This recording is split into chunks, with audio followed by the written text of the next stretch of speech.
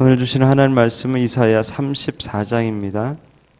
이사야 34장입니다. 교독하여서 읽겠습니다.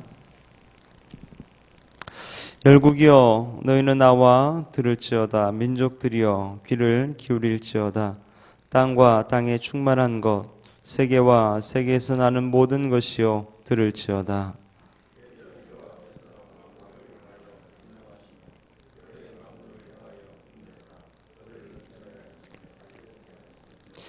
그 살육당한 자는 내어 던진 바 되며 그 사자의 악취가 솟아오르고 그 피에 산들이 녹을 것이며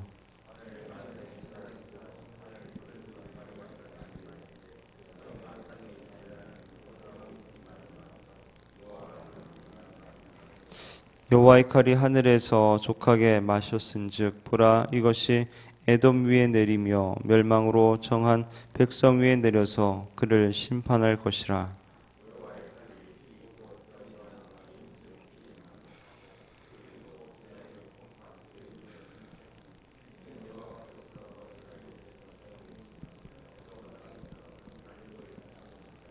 들소와 송아지와 수소가 한 가지로 도살장에 내려가니 그들의 땅이 피에 취하며 흙이 기름으로 윤택하리라.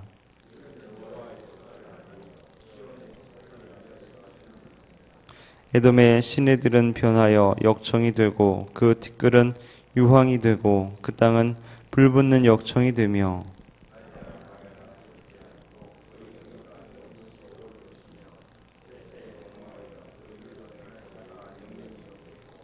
당아와 고슴도치가 그 땅을 차지하며 부엉이와 까마귀가 거기 거할 것이라. 여호와께서 혼란의 줄과 공허의 줄을 에돔에 베푸실 것인즉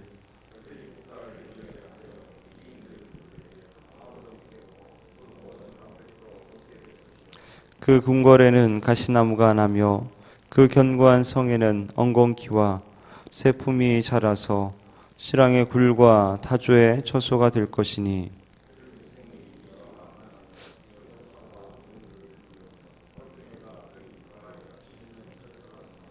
부엉이가 거기 깃들이고 알을 낳아가서 그 그늘에 모으며 솔개들도 그 짝과 함께 거기 모이리라.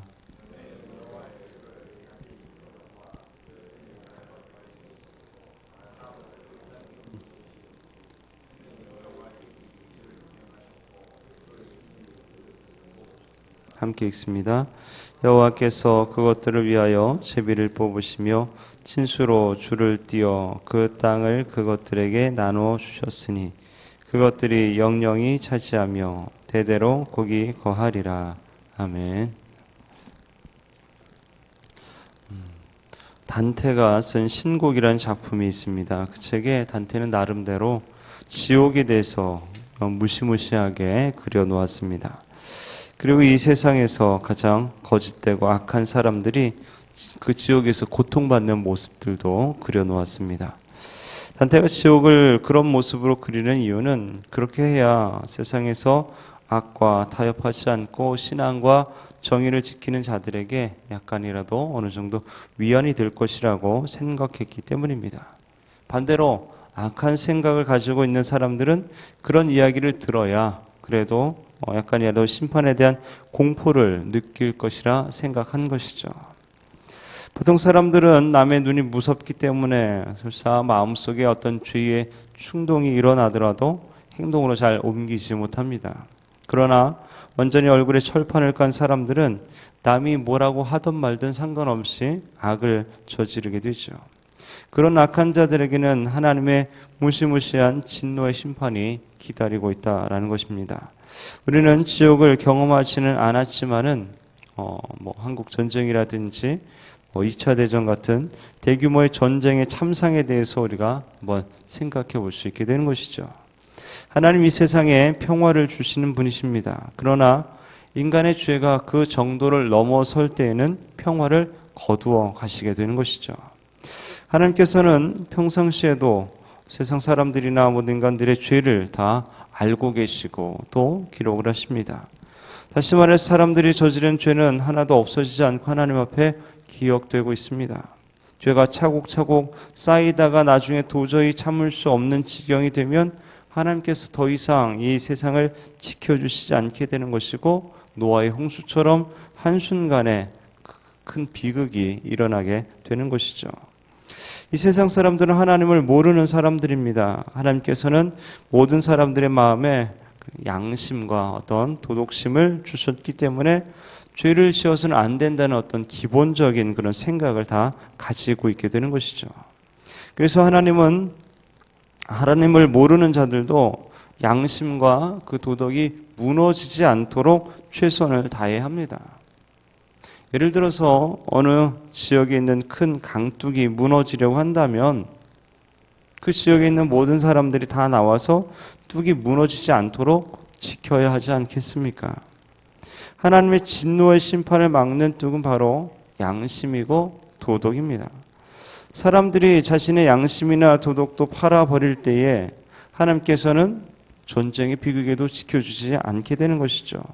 그때는 사람의 시체가 매장되지도 못하고 피가 얼마나 많이 흐르는지 땅이 녹는 것처럼 보이게 된다라는 것이죠. 그러므로 어떻게 하든지 하나님의 백성인 우리라도 정직히 행해야 합니다. 그리스도인들이 거짓말을 밥먹듯 하고 하면은 굉장히 위험하게 되는 것이죠. 우리라도 하나님 온전히 두려워하고 경외하고 그 말씀대로 살아가야 한다는 거죠. 사람 눈치나 보지 말고 혹은 사람만 보려면 얼렁뚱땅 넘어가는 이렇게 하지 말고 하나님 앞에 철저하게 그리스도인의 양심대로 우리가 살아야 합니다. 오늘 말씀의 이사야는 팔레스틴 여러 나라의 전쟁의 재앙이 임할 때 특히 에돔에 대해서 철저한 파괴에 대해서 이야기하고 있습니다. 5절 말씀 보면 여호와의 칼이 하늘에서 족하게 마셨은즉 보라 이것이 에돔 위에 내리며 멸망으로 정한 백성 위에 내려서 그를 심판할 것이라. 왜 하필 에돔일까요? 그 이유는 이스라엘 백성들이 하나님의 징계를 받을 때 여러모로 특히 정신적으로 가장 피곤하게 하고 괴롭힌 사람들이 에돔 사람들이었기 때문입니다. 이 에돔 사람들은 주로 이스라엘 백성들의 노예 중개상을 했다라고 알려져 있습니다. 이스라엘 백성들은 같은 민족에게 종이 되면은 7년 되면 이제 해방이 되게 되죠. 율법이 정한 대로 그렇게 되죠. 그런데 외국인에게 팔아버리면 그들은 율법을 지키지 않으니까 영구적으로 노예가 되어버리는 것이죠. 그래서 일차적으로 이스라엘 백성이 에돔에 팔면은 에돔 사람들은 두로에 넘기고 다시 전 세계로 팔아 넘기게 되었던 것이죠. 에돔 사람들은 인간적으로 이스라엘 자손과 굉장히 가까운 사이 아닙니까? 이스라엘과 형제의 나라고 민족입니다. 그런데 에돔은 이스라엘 자손들로부터 좋은 영향은 하나도 받지 못하고 오직 미움과 시기심으로 갇혀서 이들을 미워하기만 했습니다. 그래서 하나님께서는 에돔을 멸망으로 정한 백성이다 이렇게 말씀하시게 되죠. 물론 여기서 에돔 반드시 문자적으로 에돔 족속만 가리킨다라고 볼 수도 없습니다. 에돔이 이스라엘 가까이에 있었지만 좋은 영향을 받지 못했던 것처럼 지리적으로 진리 가까이 있지만 진리에 전혀 관심이 없고 오히려 물질의 탐욕에 사로잡힌 모든 자들을 의미한다라고 확대 해석할 수도 있습니다. 하나님께서 말씀하시는 것은 우리가 이 세상에서 무엇을 위해 사느냐 하는 것이죠. 에돔은 철저하게 세상 것을 사랑했습니다. 세상 부귀, 지식, 명성을 추구했습니다. 그럼 그 결과가 뭘까요? 그 결과는 하나님께서 모든 것을 심판하실 때에 아무것도 남기지 않겠다라는 것입니다. 9절부터 이 에돔에 대한 어떤 저주가 3가지 정도 나와 있는데 먼저는 보니까 불이 붙는 곳이 될 것이다. 9절부터 보면 에돔의 시내들은 변하여 역청이 되고 그 티끌은 유황이 되고 그 땅은 불붙는 역청이 되며 낮에나 밤에나 꺼지지 않고 그 연기가 끊임없이 떠오를 것이며 세세에 황무하여 그리로 지날 자가 영영이 없겠고 영영이 불이 붙어 있는 땅 지옥의 이미지이죠. 지옥에는 영영토록 불이 꺼지지 않을 것이죠. 역청이 된다는 것은 이제 기름구덩이가 된다라는 뜻인데 영원히 저주받은 지옥으로 변한다 이런 의미로 볼 수 있습니다. 또한 이런 상태가 계속 장기화되다 보니까 사람이 살지 못하게 됩니다. 11절에 당아와 고슴도치 그 땅을 차지하며 부엉이와 까마귀가 거기 거할 것이라. 여호와께서 혼란의 줄과 공허의 줄을 에돔에 베푸실 것인지. 결국 사람들이 살지 않게 되고 들짐승들이 그 땅을 차지하게 된다는 것이죠. 또한 다시는 국가로 재건할 수 없게 될 것이라고 12절 말씀하십니다. 그들이 국가를 이으려 하여 귀인들을 부르되 아무도 없겠고 그 모든 방백도 없게 될 것이요. 세상 것은 결코 영원하지 않습니다. 영원한 것은 오직 하나님에 대한 지식과 하나님 주신 은혜와 하나님의 말씀에 순종해서 사는 그 삶뿐입니다.